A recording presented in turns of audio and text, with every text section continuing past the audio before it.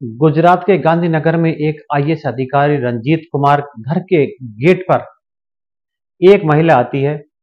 उस महिला को गेट पर खड़ा सिक्योरिटी गार्ड अंदर आने से रोकता है। वह सिक्योरिटी गार्ड से काफी मिन्नतें करती है कि मुझे अंदर आ जाना है, मुझे सिर्फ एक बार मिलने दो, लेकिन वह नहीं मानता। निराश होकर वह औरत वहीं पर जहरीला पदार्थ खा लेती है। जहरीला पदार्थ खाने के बाद तुरंत ही उसकी तबीयत बिगड़ने लगती है।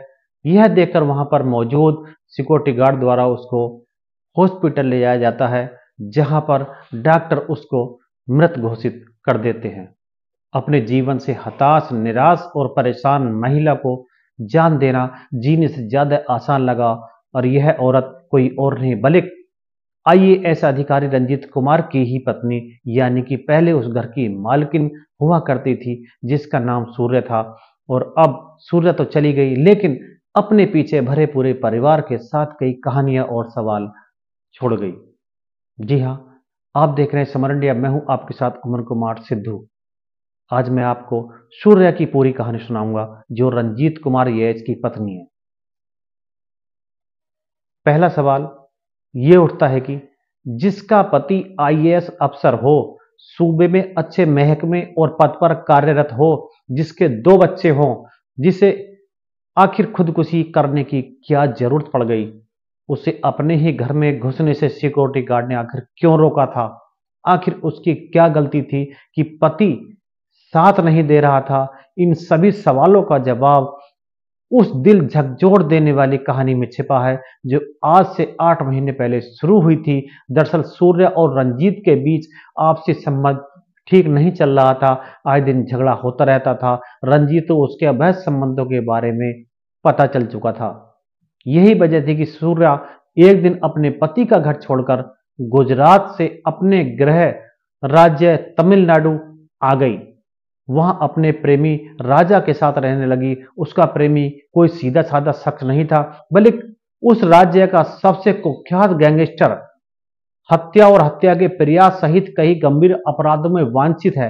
राजा ने सूर्य को झांसा दिया कि वो अपने पति को छोड़कर आ जाए और दोनों मिलकर कोई नया बिजनेस शुरू कर लेंगे। और सूर्य के पास अच्छी खासी प्रॉपर्टी है। उसके प्रेमी की उस पर नजर थी। वो चाहता था कि उसे बेचकर उससे पैसे ले ले, जिससे वो कोई बिजनेस शुरू कर सके। अभी दोनों बिजनेस की प्लानिंग कर ही रहे थे कि पुलिस ने हत्या के एक पुराने केस में जो सूर्य का प्रेमी था राजा को गिरफ्तार कर लिया। इस मामले में एक अपराधी को अपने घर में शरण देने के आरोप में सूर्य के खिलाफ भी केस दर्ज कर दिया गया। वो पूरी तरह अकेली पड़ गई। कानूनी लड़ाई लड़ने और बिजनेस की तैयारियों में हुए खर्चे की वजह से उसे आर्थिक नुकसान सहना पड़ा। इसकी भरपाई के लिए उसने अपनी कुछ संपत्ति लक्ष्मी नाम की एक महिला को बेच दी। इसके बाद वो बेंगलुरु चली आई और वहां एक कॉलेज में शेफ बनने के लिए एक कोर्स में दाखिला ले लिया।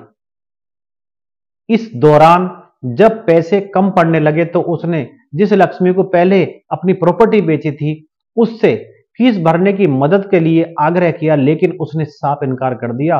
उल्टे उसने कहा कि यदि उसे पैसे चाहिए तो अपनी बाकी जो बची हुई संपत्ति है उसे बेच दे। इस पर सूर्य नाराज हो गई और इसी बीच 11 जुलाई को लक्ष्मी के लड़के का अपहरण हो जाता है।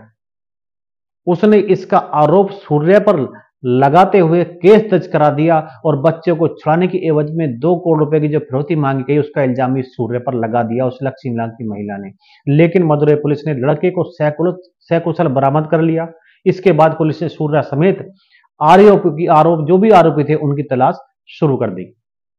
पुलिस से बचते हुए सूर्य इधर उधर भागने लगी। विपत्ति के इस समय में आखिरकार उसे अपने परिवार और पति का ख्याल आया और उसे लगा कि उसका पति एक आईएएस अफसर है, शायद वो उसे इस कानूनी दांवपेच में पड़ने से बचा लेगा। और यही सोचकर वो गांधीनगर स्थित अपने घर पहुंच गई। लेकिन इधर पति ने तो कुछ दूसरा ही प्लान बना लिया था।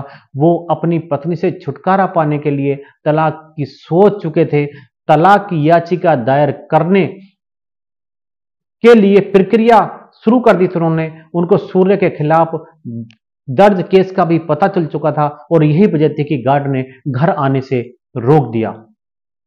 वह अब अपनी समस्याओं का कोई अंत न देखकर सूर्य ने घर के बाहर ही जहर खा लिया और उसे तुरंत जब हॉस्पिटल ले जाया गया तो इलाज के दौरान उसकी मृत्यु हो गई।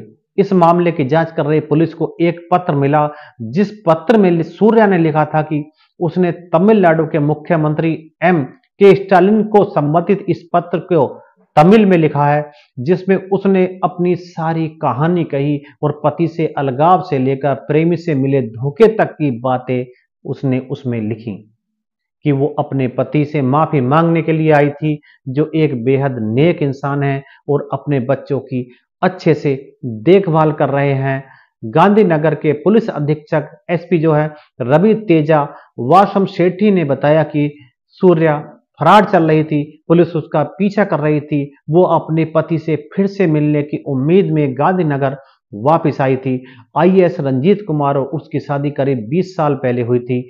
उनके 2 बच्चे, एक बेटा और एक बेटी हैं, जो अपने पिता के साथ रहते हैं। और रंजीत कुमार के वकील हितेश गुप्ता ने कहा कि जब सूर्या वापस आई तब आईएएस अधिकारी तलाक की याचिका दायर करने की प्रक्रिया में थे। वो 2005 बैच के अधिकारी हैं। वर्तमान में गुजरात विद्युत विनियामक आयोग में सचिव हैं। सूर्या की कहानी के जो सूर्य की कहानी उससे कई सीख और सबक मिलते हैं। उसने एक पाक रिश्ते में धोखा दिया और गैर मर्द पर भरोसा करके अपने साथ जो बच्चे और पति थे उनको छोड़कर चली गई। अपनों से धोखा, गैरों पर भरोसा करके उसने अपनी जिंदगी की सबसे बड़ी गलती कर डाली। उसके प्रेमी ने पहले उससे पैसे ऐंठना चाहे, फिर बिजनेस के नाम पर उसकी संपत्ति बिकवा दी और वो उसके साथ प्यार का नाटक करता रहा, जबकि वो पहले से लक्ष्मी जो नाम की महिला थी उसके साथ उसके संबंध थे। दोनों ने धोखे से कुछ संपत्ति ले ली। इसके बाद जब उसने अपनी जिंदगी नए सिरे से शुरू करना चाहा तो अपहरण के केस में लगा दिया और उसका नाम उसमें जुड़वा दिया कि सूर्य ने ही हमारे लड़के की अपहरण किया है और फिरौती के लिए 2 करोड़ रुपए मांगे हैं। इस कहानी को सुनाने का तात्पर्य आपको सावधान करना है, ना कि किसी की भावनाओं को ठेस पहुंचाना। सावधान रहें, सुरक्षित रहें। नमस्कार।